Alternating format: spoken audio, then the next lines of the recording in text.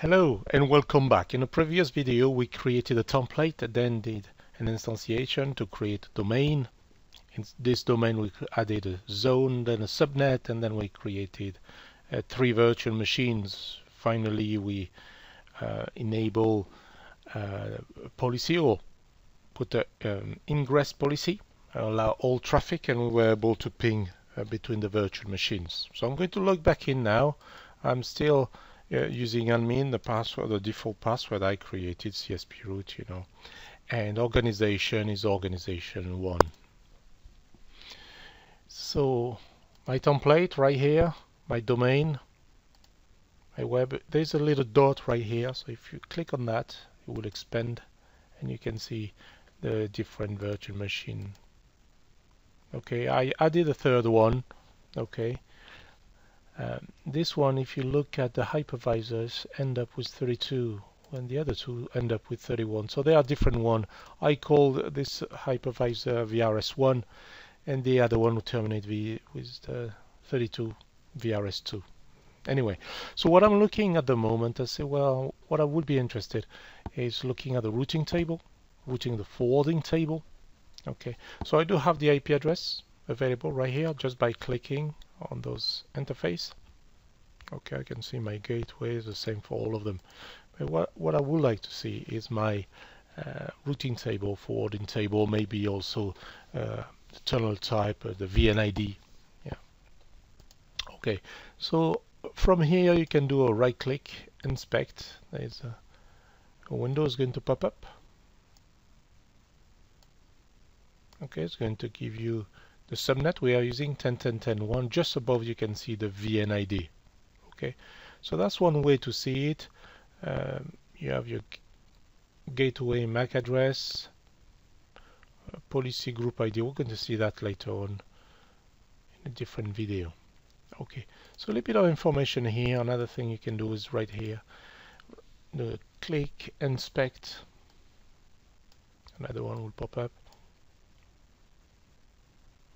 Route target or route distinguisher, we're going to see that in the future. You can see the customer ID. That could be very useful. We're going to log into the VSD and filter all the services we may have based on the service ID. We basically is just the enterprise, if you like.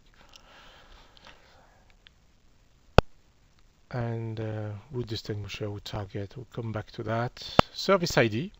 Okay, so I can filter on customer ID, or I can look for my service ID. This one is the routed, okay, routed service. You can see just below the tunnel type is a VXLAN.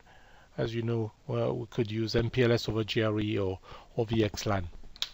In the communication east-west, between hypervisor is always VXLAN. All right, so that's one way to find the information we may need. Another way, of course, is to log into either the VSD and the command we could run. Let me show vSwitch. Let's look at the MAC table forwarding information base, if you like. Show vSwitch MAC route, and then we define the enterprise. It could be many of them. The domain, I could have also many domain, and don't forget the subnet. I think it's called web. Here we go. And now on the left hand side you can see the MAC address, okay, and where those MAC address lives. 2 of them are on 31, so that's my VRS1, and another one is on VRS2. Okay, those one represent virtual port, if you like, a virtual MDA card. All right. So that's my forwarding information base. I can do almost the same for my root enterprise org domain 1. Okay, and you can see all the IP address have been allocated to the various virtual machines, okay, and where they live also. Another one, a command I really like to use, or I use it more often, I guess, than those ones. So I'm going to look for the vport. The type, we have different type. I've been using only the virtual machine. Later on we have a bridge port or host port. But at the moment, type virtual machine enterprise org. And I can click there. So what you can see in this one, and you get a lot of information. You can see here at the IP address of the VRS, VRS1 in this case, and the VRS2 in that case. You can see the IP address of your virtual machine. You can see the MAC address, and you can see also the name. Okay. Finally, we're going to see the VPRN ID number, which we saw earlier on the VSD.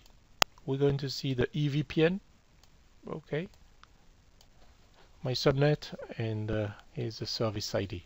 So with those information, we can do a show service ID. So we can use either the name, EVPN6, or just the ID number.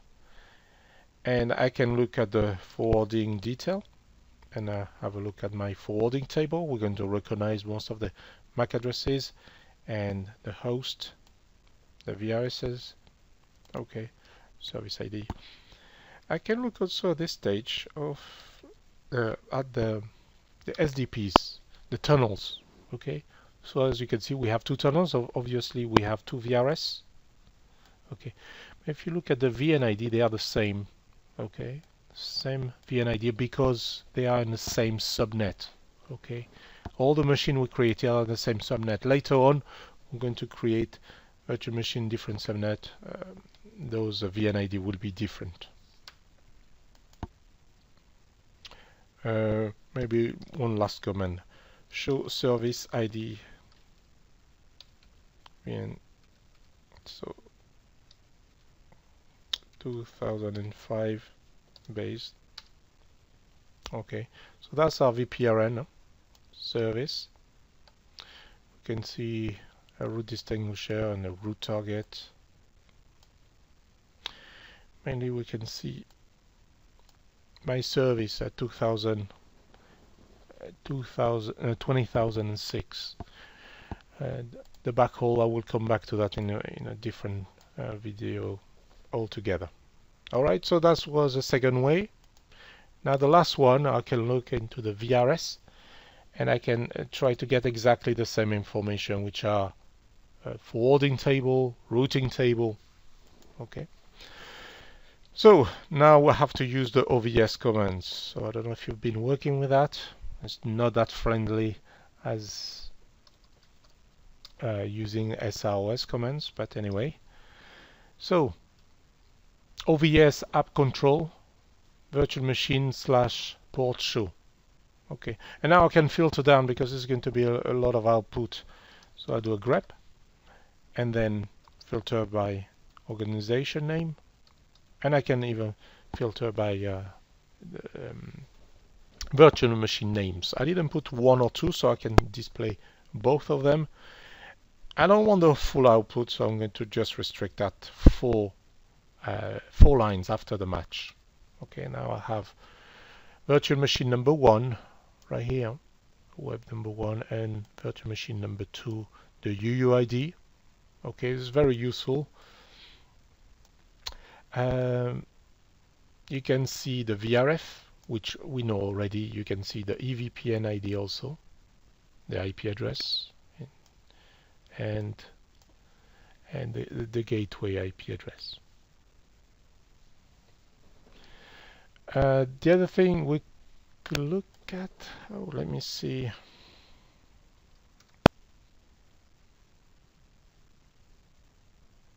So that was the full output. I'm just going to check if there's anything else I wanted to talk about. No, I think we're good here. Let me show you another command. So now we know the VRF ID and the EVPN ID. So I can once again use almost the same command. MAC table this time, but I need to specify service.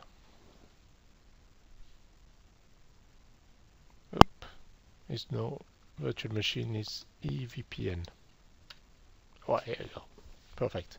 So you can look at your MAC address, okay, and the egress will be on this VNet 1, and the other MAC address will leave on this VNet 2. But this one, yeah, knowing that I'm on VRS1, okay, and this will live on a different VRS, I call it a VRS2, IP address ending up with number 2, that's the remote IP address. You can see we're going to use a VXLAN tunnel, and what you have here, the key, is just the VNID. So you can find the information right here, or you can have the information right here in hexadecimal, either way.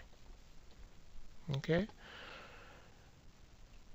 I think that's about it. Well, thank you for listening, and I'll see you with my next video. Bye-bye.